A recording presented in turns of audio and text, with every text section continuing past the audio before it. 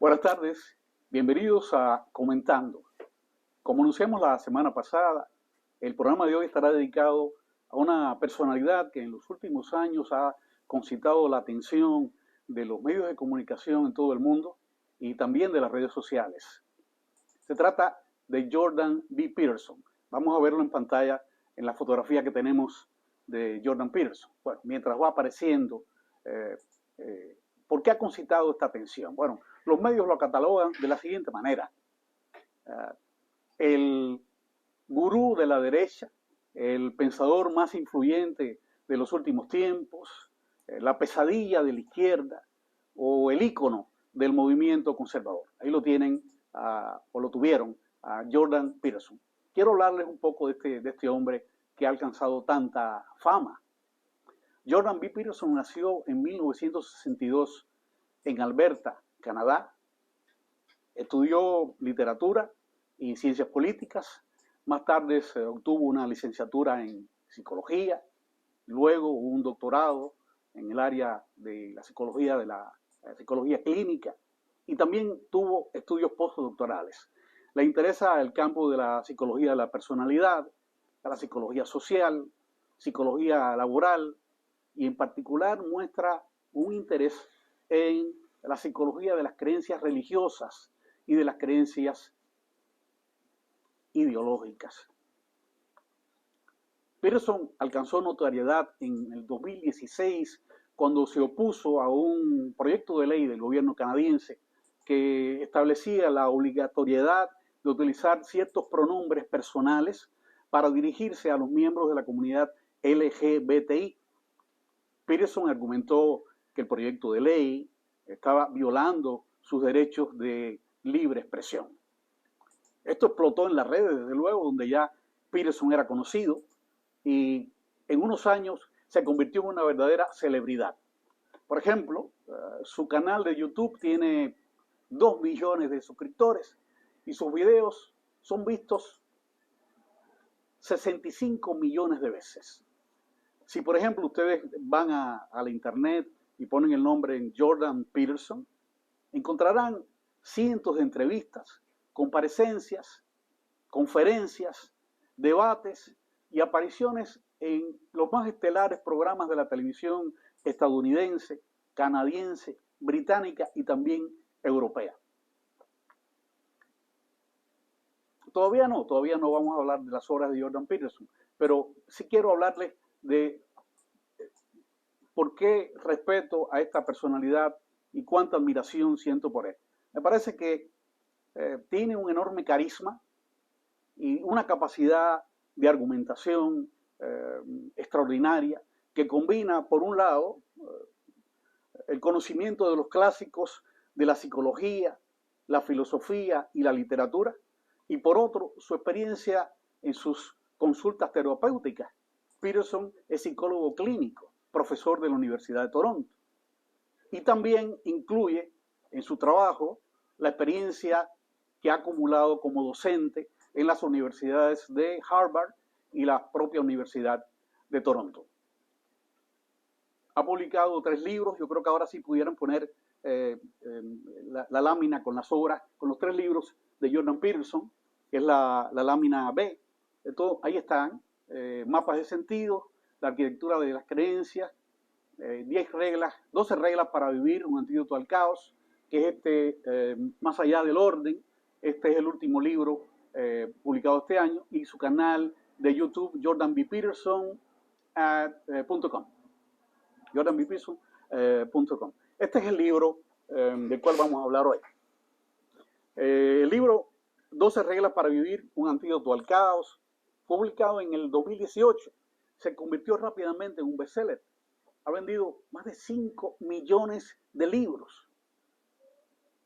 Y es un libro que ha tenido críticas tanto positivas como adversas. Para ayudarnos a analizar el contenido del libro, al menos en parte, porque no vamos a tener mucho tiempo, lamentablemente, me acompaña en el día de hoy el doctor en psicología Julio César González Morales. Julio César, bienvenido a Comentando. Me da tremendo gusto tenerte conmigo y es un privilegio poder hacerlo, ¿no? No, Emilio, sabes, el gusto es mío, es una profunda satisfacción que siento por estar compartiendo contigo el segundo programa de tu nueva edición de Conversando. Sí. Entonces me siento muy halagado por eso y te agradezco mucho que me hayas invitado y que me hayas considerado. Bien, Julio, viviste cerca de 15 años en México y recién te radicaste acá en el sur de la Florida. ¿Cómo te va en el proceso de adaptación?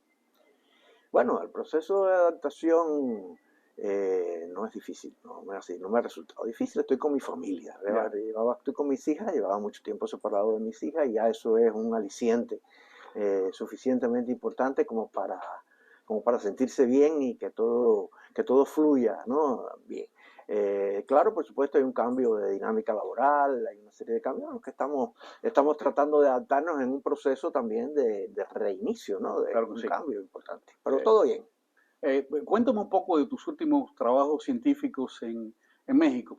Brevemente, por favor. Sí, después de pasar por varias universidades en México, tú lo decías, alrededor de 15 años estuve por allá. Ya. Los últimos 10 años estuve en un lugar que se llama Tlaxcala, es el estado más pequeño de México, pero es un estado muy hermoso, muy lindo y hay una serie de proyectos, un estado pobre, un estado pequeño, pero hay una serie de proyectos para diversificar su economía.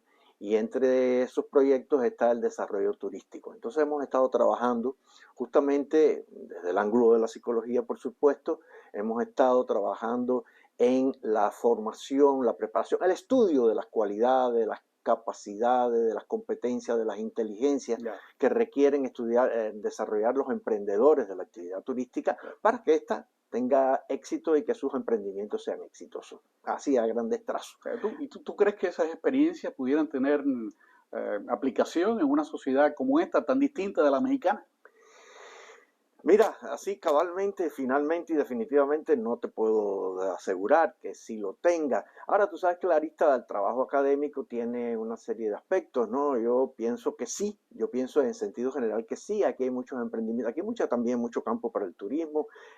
La pandemia impone, creo que, nuevas condiciones y nuevas exigencias al desarrollo del turismo que lo puede llevar a asemejarse un poco al tipo de turismo que nosotros queríamos desarrollar. Hay un turismo doméstico, local, protagonizado por las propias personas que viven en los lugares y demás. Yo pienso que sí, desearía mucho que sí. Vale, ojalá que sí. Hoy vamos a hablar de Peterson y esta obra, pero mira, a propósito de las ideas de Peterson, que han sido, de luego, muy debatidas, muy controvertidas, yo he preparado, especialmente para este programa Comentando, he preparado un esquema en el que vamos a ver si me lo pueden poner en pantalla, el esquema de las ideas de Jordan Peterson. Es decir, aquellas ideas sobre las que él está a favor, que defiende, y las ideas que rechaza. Por ejemplo, muy brevemente, Peterson está a favor de la libertad de pensamiento y expresión, de que la gente asuma sus responsabilidades, priorizar la búsqueda de significado por encima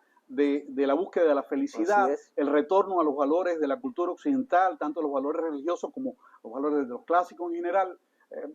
Defiende la universidad como fuente de saber y de conocimiento y no campo de entrenamiento para guerreros sociales. Está en contra de la corrección política, del pensamiento único, de la idea de privilegio blanco, del victimismo, del igualitarismo, contra las políticas de identidad, la idea del patriarcado opresor, la idea de la opresión femenina. En sentido general, Peterson está en contra de las ideologías. Ahora en este último libro del 21 dice abandonad las ideologías. La ideología es una imagen invertida del mundo. Esto está distorsionado y está en contra tanto de las ideologías extremistas de izquierda como las de derecha, al igual que contra el nazismo, al igual que contra el comunismo y contra, a su vez, estas versiones posmodernas del marxismo que se expresan en esas políticas de identidad. Este es el resumen de las ideas en sentido general de Jordan B. Peterson y que creo que demuestra por qué el hombre es tan controvertido, tan polémico.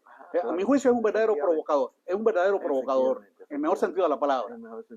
Quisiera que me dieras una visión, si te es posible, de esta obra, de 12 reglas para vivir, un antídoto al caos. ¿Qué te parece en sentido general la obra?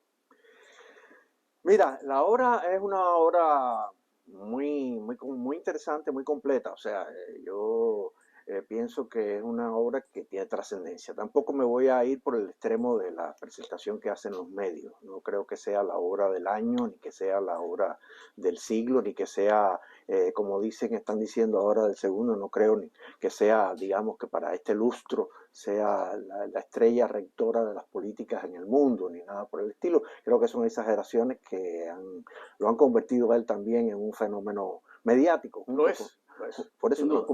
es un fenómeno mediático, Sí, porque además tiene una actividad muy intensa, como bien tú dijiste, en las redes. Y entonces tiene muchos seguidores y muchos detractores también. Sí. Detractores también.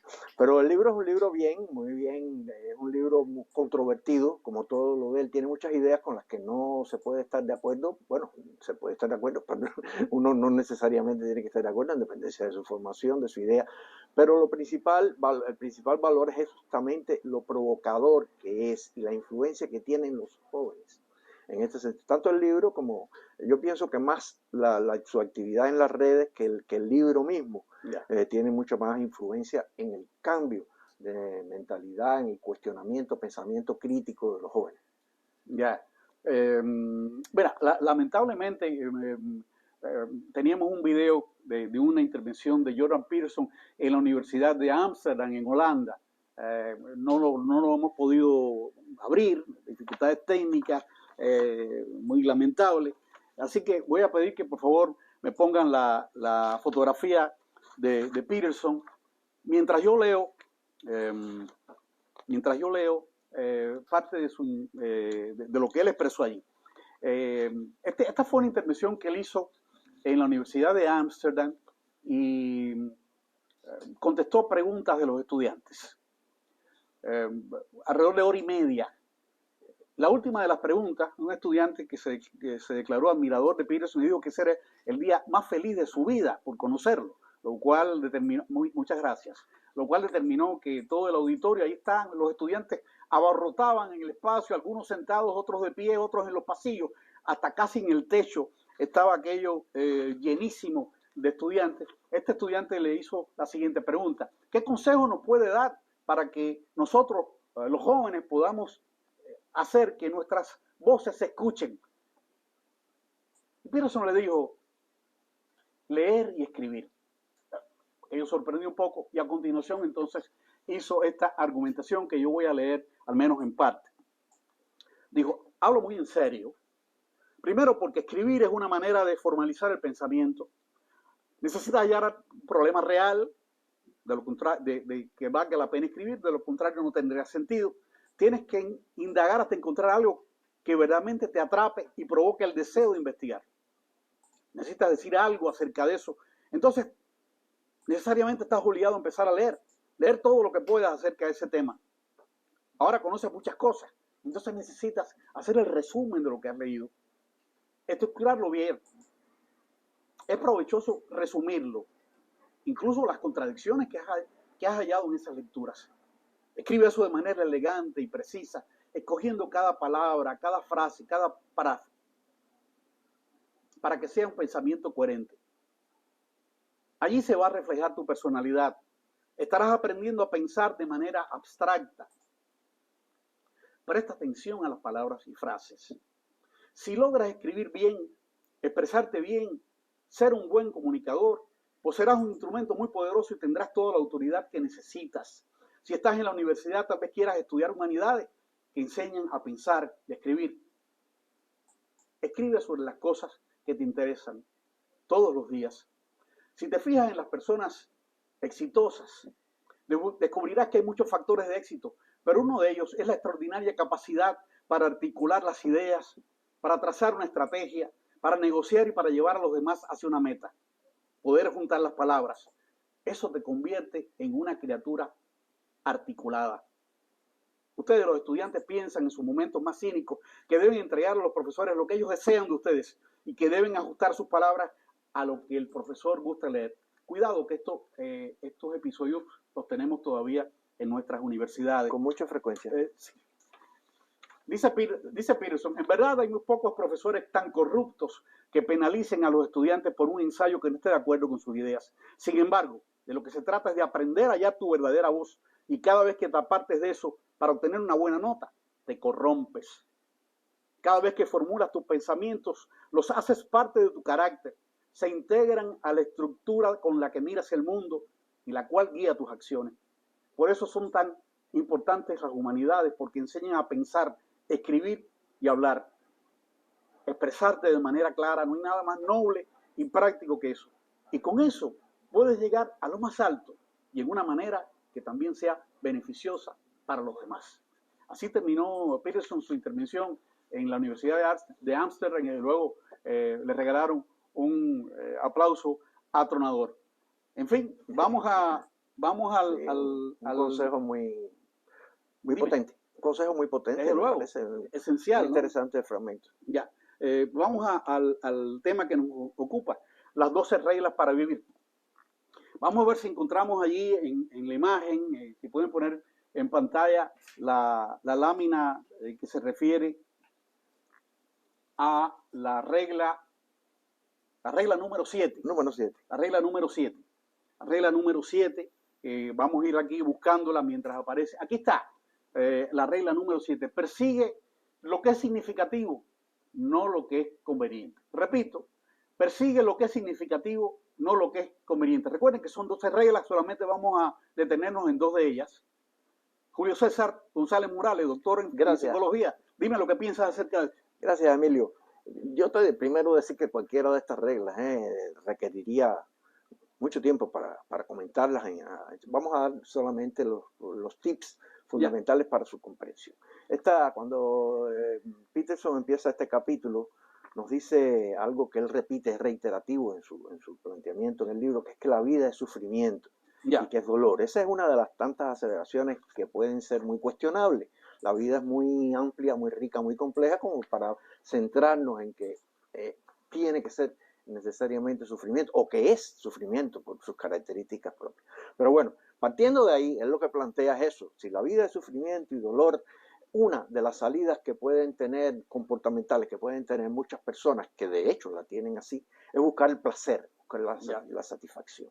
La satisfacción por la satisfacción, sin embargo, conduce al caos, según él. Sabes que él juega con estas 2 categorías, son muy importantes para él, caos y orden, y él busca un equilibrio entre el caos y el orden, y justamente esta línea hacia la satisfacción, hacia el placer, por el placer mismo, nos lleva directamente al caos. Esta manera de actuar se acentúa más todavía ante la presencia de la muerte.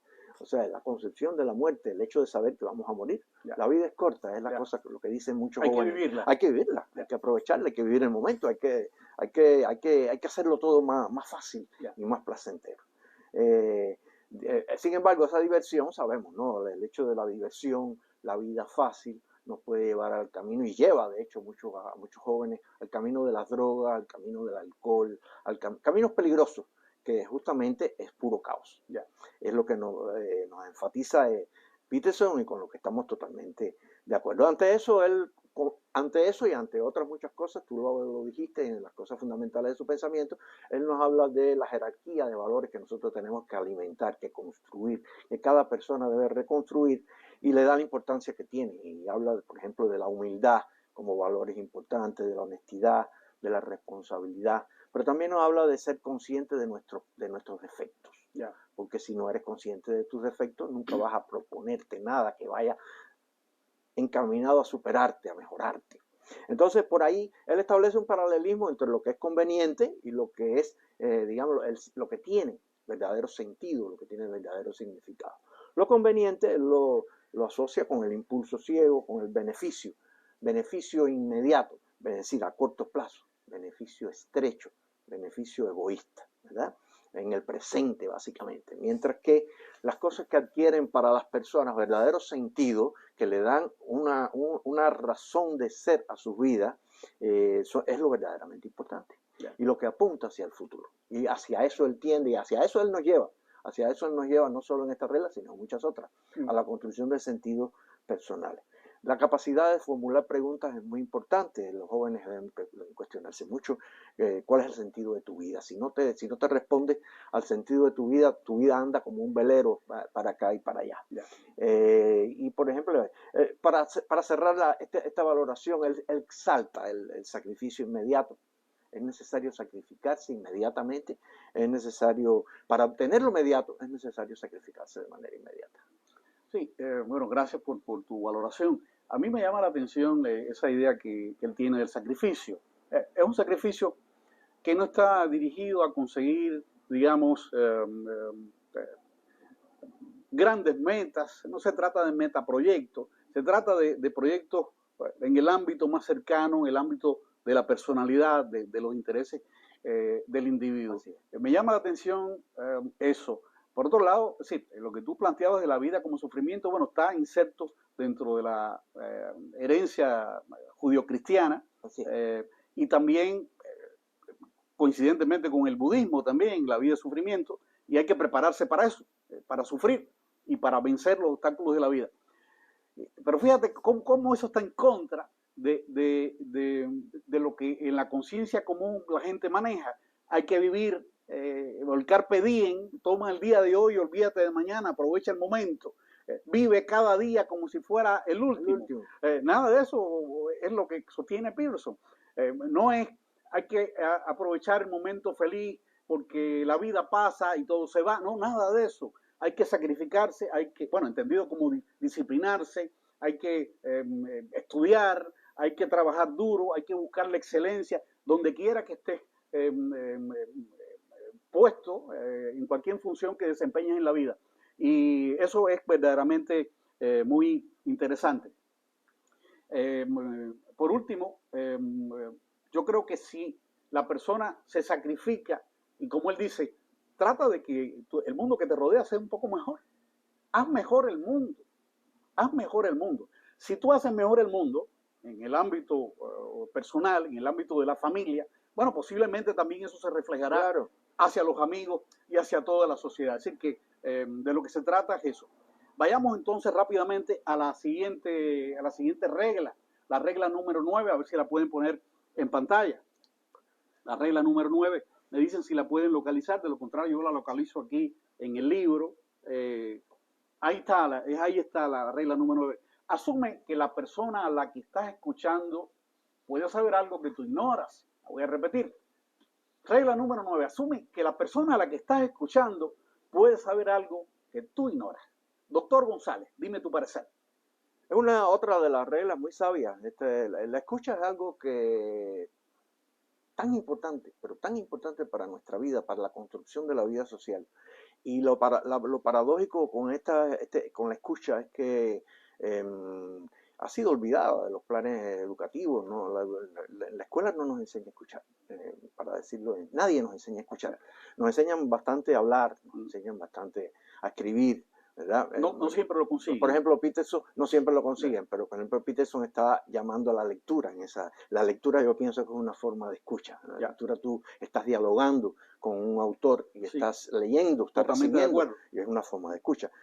Y aquí la resalta otra vez, ¿no? En este hábito. Una auténtica conversación, nos dice Peterson, que es tanto hablar como escuchar. Y esa es la esencia del diálogo. La esencia del diálogo, para que sea diálogo, para que ambos estén interactuando, justamente es necesario escuchar. Escuchar es prestar atención total a lo que te dicen. Nos dice, es importante en la edificación de nuestras relaciones sociales.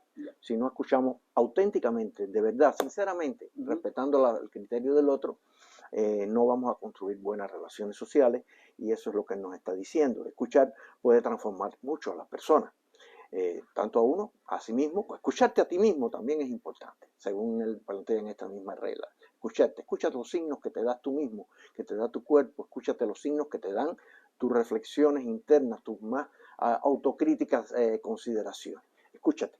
Entonces, como decía, el propósito final de la escucha nos dice que es comprender a la otra persona. Podemos conocer y experimentar los mundos internos de las otras personas, y eso es muy interesante, muy importante. El que aprende a escuchar y le toma el gusto, el sabor a la escucha, disfruta mucho de las conversaciones, disfruta mucho porque ya no es solamente aquella lucha atroz por vencer, con mi punto de vista, y por ganar una discusión, sino es también aprender del otro, que como bien él dice, siempre tiene algo que decirnos que no sabemos, que desconocemos y que nos puede enriquecer.